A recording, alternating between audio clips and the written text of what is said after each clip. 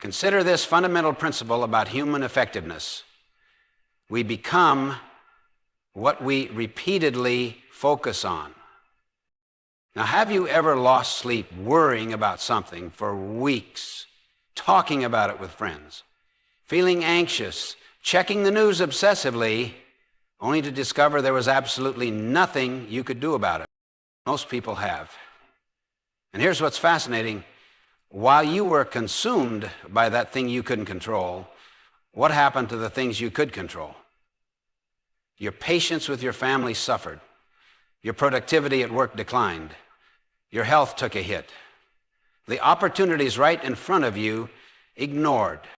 What I've found is that most people violate a natural law without realizing it.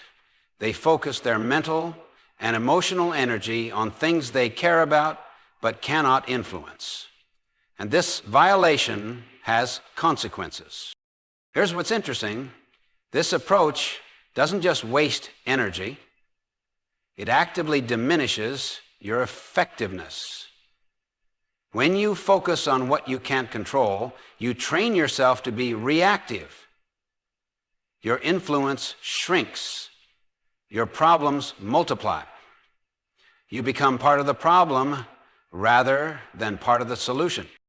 But there's a principle that changes everything, what I call the difference between your circle of concern and your circle of influence. Understanding this difference will dissolve your problems. Not just manage them, dissolve them, while expanding your effectiveness in ways you never thought possible. Let me explain why this matters.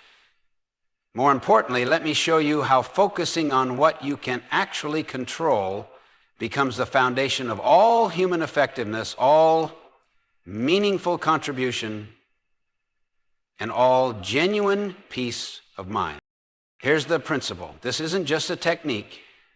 It's based on natural laws that govern human effectiveness.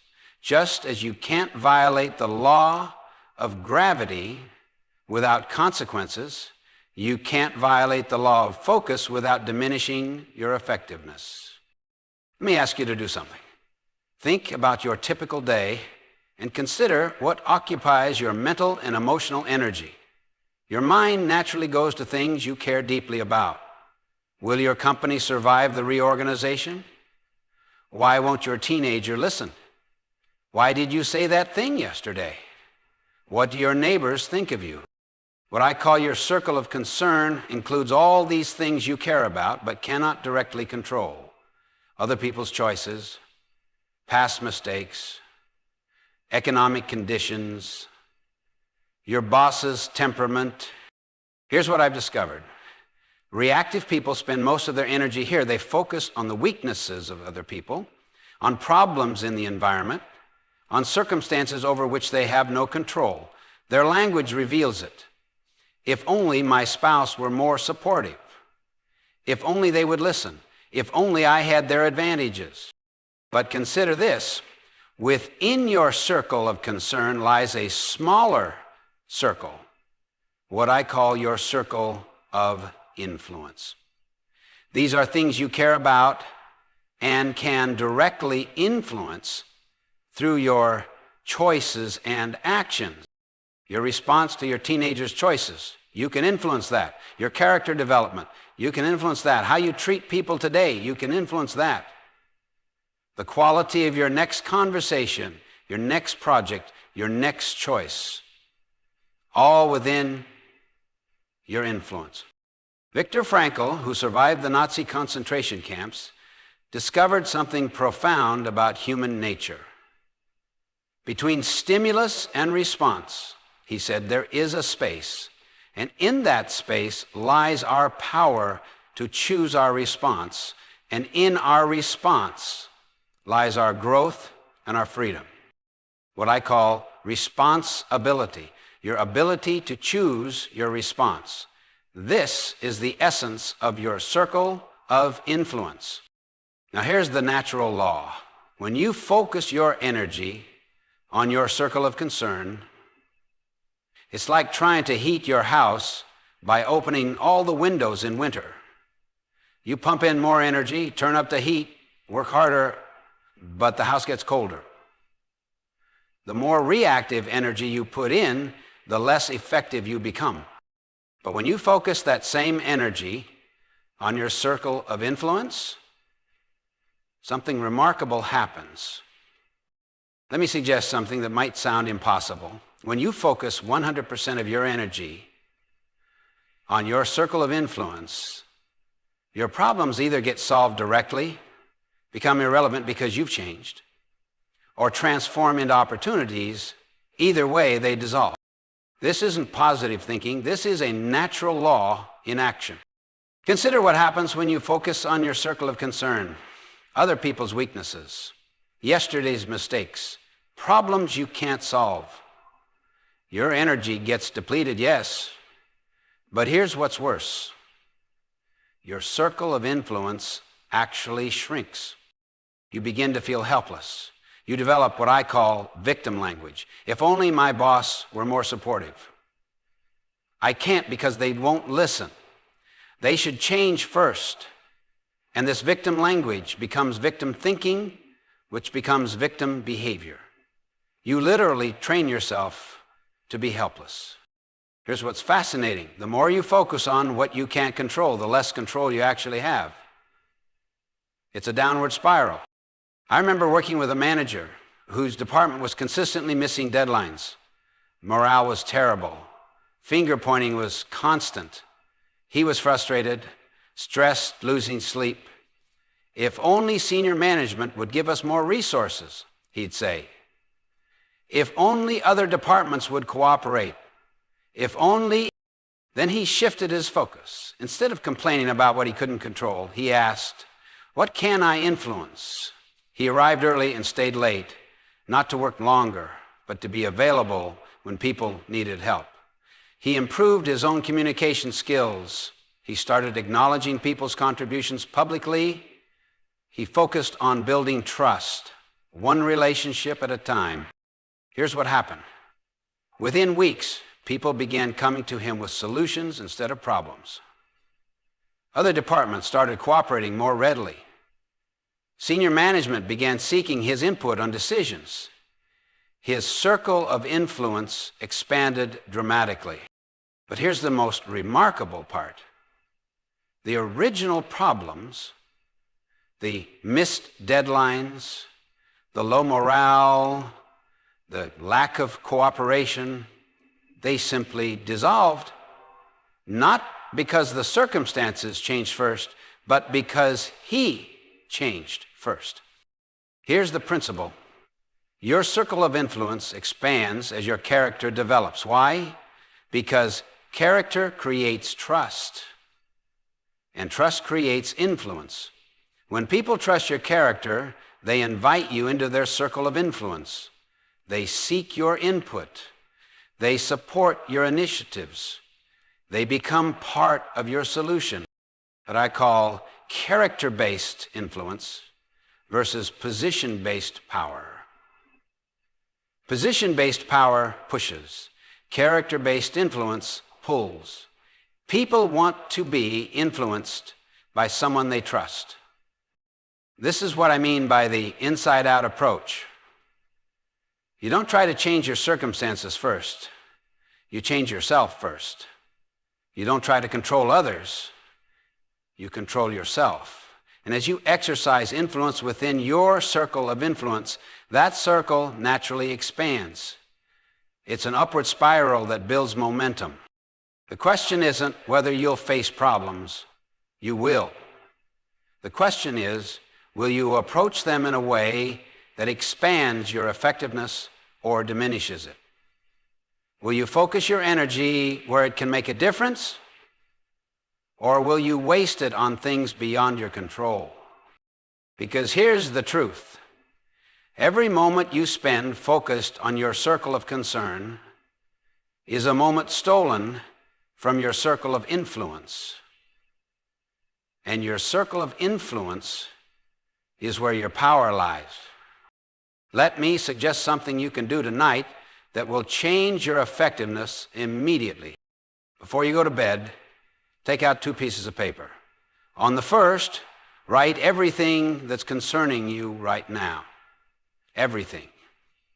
The project that's behind schedule, your teenager's attitude, your health concerns, your financial situation, that difficult relationship, write it all down. Now on the second piece of paper, go through that list and write down only those things you can directly influence. Here's what I want you to notice as you do this. How do you feel when you focus on the first list versus the second? Which energizes you, which depletes you? This feeling difference is your body telling you about natural laws. Your mind will resist this exercise at first. It's easier to focus on what others should do than what you should do. This resistance is normal, expect it, and push through it. And here's how you'll know which circle you're operating from. Listen to your language. Circle of concern language. If only my teenager would listen to me. I can't get ahead because my boss plays favorites. They should appreciate all I do for this family.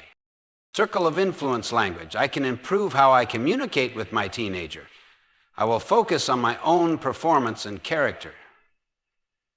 I choose to serve my family regardless of recognition. Not victim language, but victor language. Not I can't, but I choose. Not if only, but I will. Each morning, ask yourself this one question. What can I influence today? Start small. Choose one thing from your circle of influence list and focus your energy there. As you prove to yourself that you can influence what you thought you couldn't, your confidence grows. Here's what I've discovered. As you practice this, your character develops in a predictable pattern. First, you become more reliable in small things. Then people begin to trust you with bigger things. As trust grows, so do your influence. As your influence grows, so do your opportunities to contribute. To master this principle, you need three things: knowledge of the concept, skill in applying it, and desire to live it. Knowledge you're gaining now, skill comes through daily practice. Desire comes when you see the results, and you will see them quickly. Here's what's remarkable. As you focus consistently on your circle of influence, it naturally expands. People seek your input because they trust your judgment. They invite you into important conversations because they know you focus on solutions, not problems. You become someone others turn to in difficult times. These are what I call true north principles. They work regardless of your situation, your background, or your circumstances. Just as exercising your muscles makes them stronger, exercising your influence makes it grow. This is a natural law you can depend on. This is what I call the upward spiral of effectiveness. As you focus on your circle of influence, your character develops. As your character develops, your influence expands. As your influence expands, you can take on bigger challenges and make greater contributions. This is how private victory precedes public victory. Master yourself first, and you become capable of helping others. And here's what's remarkable. Understanding your circle of influence becomes the foundation for all human effectiveness. It's the first habit. Be proactive, because everything else builds on this principle. Consider what your life could become. Imagine sleeping peacefully because you've done everything within your power. Having relationships built on trust because people know you focus on solutions. Walking into situations with confidence because you can influence what matters most. This isn't fantasy. This is what happens when you consistently focus on your circle of influence. This is how problems dissolve. Here's what I know. This principle works for everyone, everywhere, because it's based on natural laws. You always have the power to choose your response. Starting tonight, not tomorrow, tonight, for the next 30 days, catch yourself every time you focus on your circle of concern and consciously redirect to your circle of influence. Watch what happens to your problems.